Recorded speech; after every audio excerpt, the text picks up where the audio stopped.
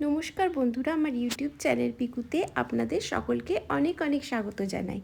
আজ আমি আপনাদের সাথে শেয়ার করব উত্তর ভারতের একটি ফেমাস রেসিপি ছোলে ভাটুরে। তাহলে চলুন আমরা দেখে নিই কীভাবে আমি বানাচ্ছি। ছোলা বানানোর জন্য আমি নিয়ে নিয়েছি কাবলি চানা 1 কাপ মতন। আমি ভালো করে পরিষ্কার জলে ধুয়ে রাতভর ভিজিয়ে রেখে দেবো। ছোলাটা ভিজিয়ে রেখে দিয়েছিলাম, দেখো কি সুন্দর ফুলে উঠেছে, খুব সুন্দর ভিজে গেছে। আমি ভালো করে ধুয়ে নিয়েছি। এবার আমি এটাকে কিছু মশলা দিয়ে প্রেসার কুকারে বসিয়ে দেব। আমি নিয়ে নিয়েছি কিছু গোটা গরম মশলা, তার মধ্যে আমি নিয়ে নিয়েছি দারচিনি, লবঙ্গ আর এলাচ, আর নিয়ে নিয়েছি গোলমরিচ। এটা আমি ছোলার সাথে প্রেসার কুকারে দিয়ে সেদ্ধ করব। আমি ছোলাটার সাথে এক আলুও দিচ্ছি, আলু দিলে গ্রেভিটা খুব ভালো হয়। নিয়ে নিয়েছি প্রেসার কুকার, তো আমি দিয়ে দিচ্ছি আলু আর ছোলাগুলো ঢেলে দিলাম, আর ওতে দিলাম এই মশলাটা দিয়ে দিচ্ছি। গ্যাসে একটা প্যান দিয়েছি, আমি ওতে দিয়ে দিলাম 1 কাপ মতন জল, চা পাতা দিলাম, চাটা ফুটে যাক। চায়ের জলটা আমি ছোলার মধ্যে দিয়ে সেদ্ধ করব, তাহলে কালারটা খুব সুন্দর আসবে। চায়ের জলটা ফুটে গেছে, গ্যাস বন্ধ করে দিলাম। এবার আমি চা পাতাটা ছেঁকে কুকারের মধ্যে দিয়ে দিলাম।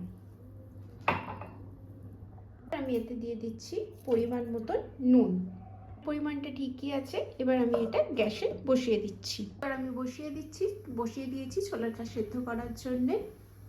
ভাটুরের জন্য আমি নিয়ে নিয়েছি 1 কাপ সুজি। এটা আমি জল দিয়ে ভিজিয়ে দিচ্ছি। এটা ভিজে যাক। যে কাপে সুজি নিয়েছিলাম সেই কাপেরই 4 কাপ ময়দা নিয়ে নিলাম, ময়দাটা ঢেলে দিয়েছি। ময়দা 4 কাপ নিয়ে নিলাম।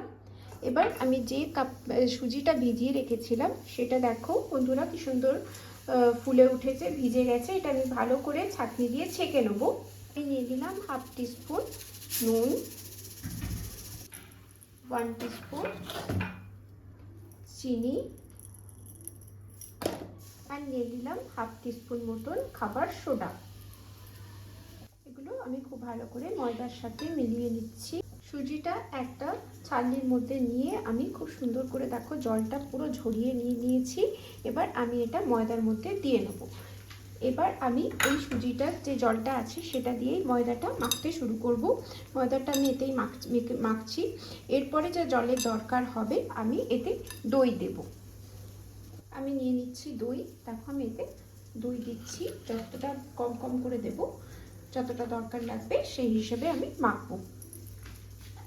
দেখো আমি এতে জল দিইনি, দই দিয়ে এটা খুব ভালো করে আটাটা মেখে নিয়েছি। কিন্তু এখন আমি এই আটাটাকে দেখো পুরো উপরটা কীরকম হয়ে আছে আটাটা, এখন আমি ভালো করে অন্তত 5-6 মিনিট ভালো করে মেখে নেবো, যাতে খুব স্মুথ হয়ে যায়। ওটা কতটা স্মুথ হয়ে গেছে, এবার আমি ওতে দিয়ে দিচ্ছি সাদা 1 টেবিল স্পুন মতন। ভালো করে আটাটার সাথে মেখে নেবো। এখন সাদা তেলটা দিয়ে আটাটা খুব ভালো করে মেখে নিয়েছি, আটাটার ওপরটাও খুব স্মুথ হয়ে গেছে। এরপর আমি উপর থেকে আরেকটুখানি সাদা তেল এর উপর ছড়িয়ে এটাকে আমি প্রায় 5 ঘন্টা মতন রেস্ট করতে রেখে দেবো। আধ ঘন্টার পরেও এটা করা যায়, কিন্তু একটু বেশিক্ষণ রাখলে খুব ভালো হয়। ভালো করে আমি এটা ঢেকে দেবো। দেখো সুন্দরভাবে সেদ্ধ হয়ে গেছে ছোলাটা। আমি প্রায় 6টা থেকে 8টা সিটি দিয়েছিলাম, দেখতেই পাচ্ছ বন্ধুরা কি সুন্দর ফেটে গেছে। তার আমি তোমাদেরকে একটাই ভালো করে দেখিয়ে দিচ্ছি। দেখো খুব সুন্দর নরম হয়ে সেদ্ধ হয়ে গেছে ছোলাটা। আমি 6টা সিটি দিয়েছি। আর কালারটাও দেখতে পাচ্ছ চায়ের পাতার জন্য কি সুন্দর এসছে, আর একটা খুব সুন্দর সুগন্ধ বেরোচ্ছে, কেননা আমি গোটা গরম মশলাগুলো এতে দিয়েছিলাম সে কারণে। আমি আলু আর ছোলাটা ছেঁকে জলটা আলাদা করে নিয়েছি, জলটাও রেখে দিয়েছি। এটাই আমরা এতে দেবো, এটা ফেলবো না কারণ এটা ভালো জল। আমি গ্যাসে একটা প্যান বসিয়ে নিয়েছি, আমার মতন দিয়ে দিয়েছি তেল। ধরা আমার চ্যানেলের রেসিপিগুলো যদি ভালো লাগে আপনারা নিশ্চয়ই আমার চ্যানেলটিকে সাবস্ক্রাইব করবেন, আর লাইক করবেন, শেয়ার করে দেবেন। অনেক অনেক ধন্যবাদ জানাচ্ছি। তেল গরম হয়ে গেছে, আমি তেলে জিরেটা দিয়ে দিলাম আর তার সাথে দিয়ে দিচ্ছি তেজপাতা আর শুকনো লঙ্কাটা। এটা অবশ্যই একবার বানিয়ে খেয়ে দেখবেন। জিরেটা ভাজা হয়ে গেছে, এবার আমি ওতে দিয়ে দিলাম পেঁয়াজ বাটাটা। পেঁয়াজ বাটাটা আমি খুব ভালো করে কষিয়ে নেব। আমি নুন দিয়ে দিলাম পরিমাণ মতো, যাতে পেঁয়াজটা তাড়াতাড়ি করে ভাজা হয়ে যায়।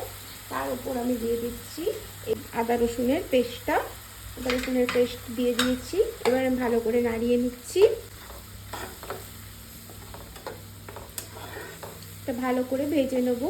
বন্ধুরা, আমার চ্যানেলটা যদি আপনাদের সাবস্ক্রাইব করা না থাকে অবশ্যই সাবস্ক্রাইব করে নেবেন আর বেল আইকনটা দাবিয়ে দেবেন, তাহলে আপনারা আমার সব ভিডিওগুলো দেখতে পাবেন।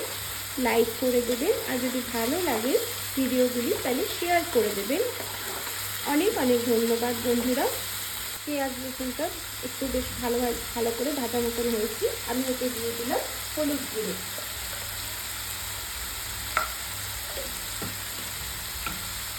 ভালো করে নেড়ে দিচ্ছি।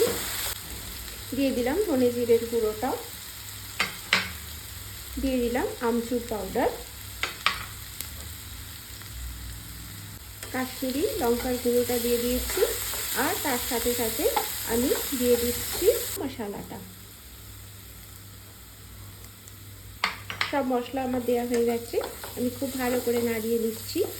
আমি এরপর দিয়ে দিচ্ছি টমেটো পিউরিটা, তাহলে মশলাটা জ্বলবেও না আর টমেটোর সাথে পেঁয়াজ রসুনের সাথে সবের সাথে এটা খুব ভালোভাবে মশলাটা কষানো হয়ে যাবে। আমি এটা ভালো করে কষিয়ে নেবো, ঢেকে দেবো যাতে ভালো করে এটা বসে যায় আর তেল ছেড়ে দেয়। ঢেকে দিয়েছি, এটা আস্তে আস্তে কষানো হচ্ছে। হয়ে গেছে, এবার দেখি তো কতটা মশলাটা কষানো হয়েছে। খুব সুন্দর মশলাটা দেখো কষানো হয়ে গেছে। মশলাটা দেখো কড়াইয়ের গা থেকে ছেড়ে আসছে, এক জায়গায় হয়ে গেছে, খুন্তিতে উঠে উঠে আসছে, তার মানে মশলাটা খুব সুন্দর কষানো হয়ে গেছে। এবার আমি এতে সেদ্ধ করা ছোলাটা দিয়ে দেবো। সেদ্ধ করা কাবলি চানাগুলো, কাবলি ছোলাটা দিয়ে দিলাম, আলুটাও দিয়ে দিলাম। এবার আমি ভালো করে নেড়ে নিচ্ছি। আলুটা আমি টুকরো টুকরো করে দেবো। বাজারের ছোলাতে যা আমরা খেয়ে থাকি সাধারণত তাতে কিন্তু আলু দেয় না, কিন্তু আমরা যেহেতু বাঙালি আমাদের সব খাবারে আলু খেতে খুব আলু প্রায় থাকেই। মাংসের আলুই বলো বা কোনো অন্য সবজি তরকারিতে আলু ছাড়া প্রায় আমাদের হয় না। ওই জন্যে আমি এতে আলুটা দিলাম। আর আলুটা দিলে খুব সুন্দর ওটা এতে ভালোও লাগে আর গ্রেভিটাও খুব সুন্দর, গ্রেভির যে টেক্সচারটা হয় ওটাও খুব সুন্দর আসে। ওই জন্য আমি এতে আলুটা দিয়েছি। আলুটা দেখো বন্ধুরা, ছোলা খুব সুন্দর করে মশলাটা হয়ে গেছে, কষে গেছে, তেল ছেড়ে দিয়েছে। এইভাবে আমি কী করবো, এতে জলটা ছোলা সেদ্ধ করা জলটাই আমি এতে দিয়ে দেবো। জলটা আমি এতে দিয়ে দিচ্ছি।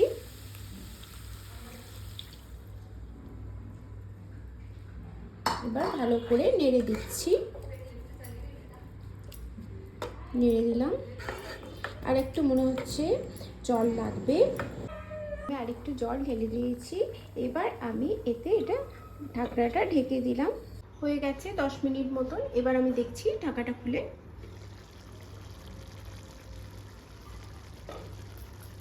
চেক করে নিই, খুব সুন্দর হয়ে গেছে।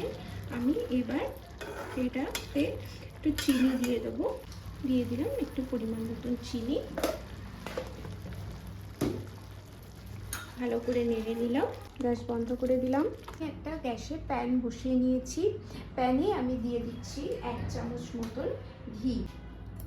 ঘিটা ভালো করে গলে গেলে আমি এটাতে একটা তড়কা বানাবো। তড়কাটা বানিয়ে এটা আমি ছোলার মধ্যে দেব। দিয়ে দিলাম লম্বা লম্বা করে আদা কুচিটা, হিং, খুব অল্প পরিমাণ হিং দিয়ে দিলাম। দিয়ে দিচ্ছি একটুখানি অল্প পরিমাণে গরম মশলা। এবার এটা আমি ভালো করে ভেজে নিয়ে এবার এই তড়কাটা আমি ছোলার মধ্যে ভালো করে ঢেলে দিয়ে এটা আমি ভালো করে মিশিয়ে নিচ্ছি। উপর থেকে আমি দিয়ে দিচ্ছি ধনেপাতা কুচি,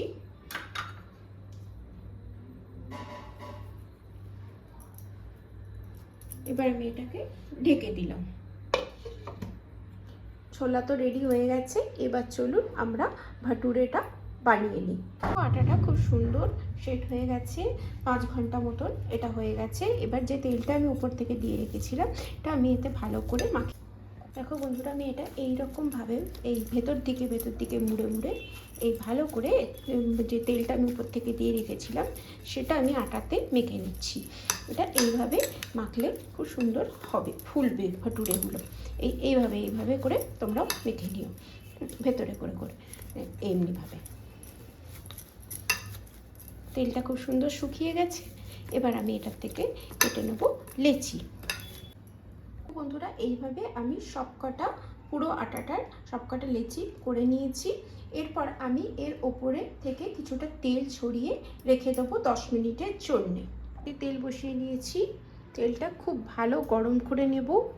তেলটার থেকে যখন ধোঁয়া বেরোবে তখন আমি ওটা এই লেচিগুলো বেলে বেলে এতে ভাটুরেগুলো ভেজে নেব।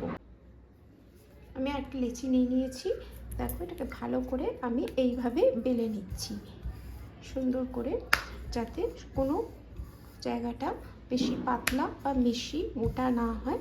খুব ভালোভাবে আমি এটাকে সব দিকটা দিয়ে বেলে নেব। দেখো এইভাবে আমি বেলে নিলাম। এবার আমি এটা তেলটাতে ছেড়ে দেবো। এটাকে আমি খুব ভালোভাবে বেলে নিচ্ছি, বেলা হয়ে গেছে। এভাবে আমি তেলের মধ্যে ভাটুরাটা ছেড়ে দিলাম। দেখো কি সুন্দর ফুলে উঠছে। এই সময় আমি এটাকে পাল্টে দেবো। দেখো কি সুন্দর ফুলে উঠলো। আমরা এইভাবে দুটো দিকই ভালো করে গোল্ডেন কালার করে ভেজে নেব। এইভাবে করবে বন্ধুরা, তাহলে দেখবে খুব সুন্দর হয়েছে। আর মানে বেশি পাতলাও হবে না, বেশি মোটাও হবে না, আর এই যে ফোলাটা অনেকক্ষণ থাকবে। এবার আমি এটাকে উঠিয়ে নেব। এইভাবে আমি সবকটা ভাটুরা ভেজে নেব।